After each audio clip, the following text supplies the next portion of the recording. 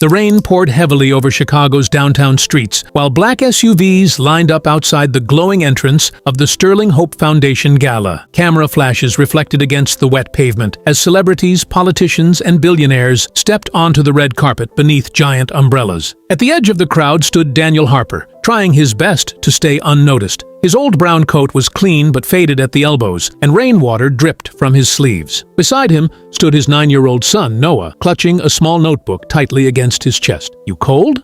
Daniel asked softly. Noah shook his head even though his shoes were soaked. Daniel looked at the invitation in his hand for what felt like the 100th time. He still couldn't believe they had been invited to something like this. Noah had won a citywide essay competition about courage and family, and the foundation sponsoring the gala insisted the winners attend in person. As they approached the entrance, one of the security guards glanced at Daniel's worn clothes and frowned immediately. "Staff deliveries go around the back," the guard said.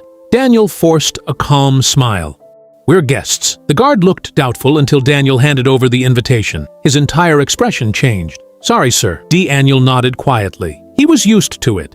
Years of working construction jobs had taught him how quickly people judged appearances. Inside, Noah stopped walking completely. The ballroom looked magical. Massive crystal chandeliers glowed above hundreds of tables covered in gold cloth. Soft piano music echoed through the room while servers carried silver trays through crowds dressed in designer suits and expensive dresses. "Dad," Noah whispered nervously, "we don't belong here." Daniel crouched beside him. "You know what your mom used to say?" "What?" "The strongest people in the room usually look the simplest." Noah smiled faintly. Suddenly, applause erupted across the ballroom. Sophia Bennett had entered the stage. The billionaire founder of Bennett Technologies stood beneath the spotlight, wearing a dark blue gown, diamond earrings shining under the lights. Cameras flashed constantly while the audience watched her with admiration. But beside Daniel, Noah suddenly froze. His face turned pale. "Dad," he whispered. Daniel looked down immediately. "What's wrong?" Noah slowly opened the notebook he had been carrying all evening. Tucked inside was an old photograph with folded edges. Daniel had seen the picture many times before. In it, Noah's late mother Emma stood beside a younger Sophia Bennett in front of a tiny coffee shop. Noah stared toward the stage again. "That's her," he whispered. Daniel felt his chest tighten. "You're sure?" Noah nodded slowly. "She came to visit Mom once, after she got sick." Daniel looked back toward Sophia, confused. Emma had never mentioned knowing one of the most powerful women in the country. On stage, Sophia continued speaking confidently about success, innovation,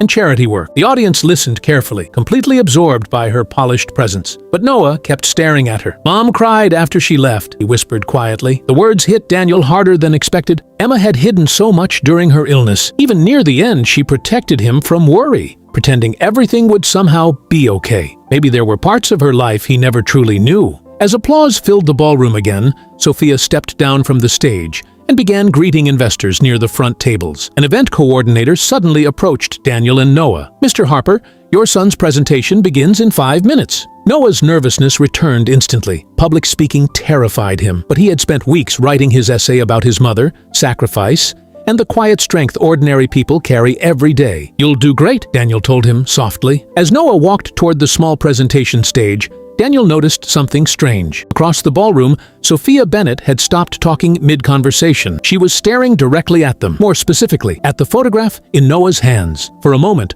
her confident expression completely disappeared. Without warning, she excused herself from the crowd and started walking toward them. People nearby noticed immediately. Conversation softened as the billionaire crossed the ballroom toward a tired construction worker standing near the back wall. Sophia finally stopped in front of Daniel. Her eyes moved slowly toward the photograph. Then her voice cracked. "Where did you get that picture?" Daniel carefully handed it to her. "It belonged to my wife," he said quietly. "Emma." For several seconds, Sophia said nothing. The ballroom noise faded behind the silence between them. "She kept this?" Sophia asked softly. Daniel nodded. "Noah found it after she passed away." Sophia stared at the picture with trembling hands. For the first time all evening, she looked less like a billionaire and more like someone carrying years of regret. "I knew Emma," she whispered. Daniel frowned slightly. Sophia gave a sad smile. "No, actually, she saved me." Daniel blinked in surprise. "Years ago," Sophia continued, "before my company became successful, I was completely broke. My business partners abandoned me. Investors laughed at me. I was working 3 jobs just to survive." She looked down at the photograph again. "One winter night,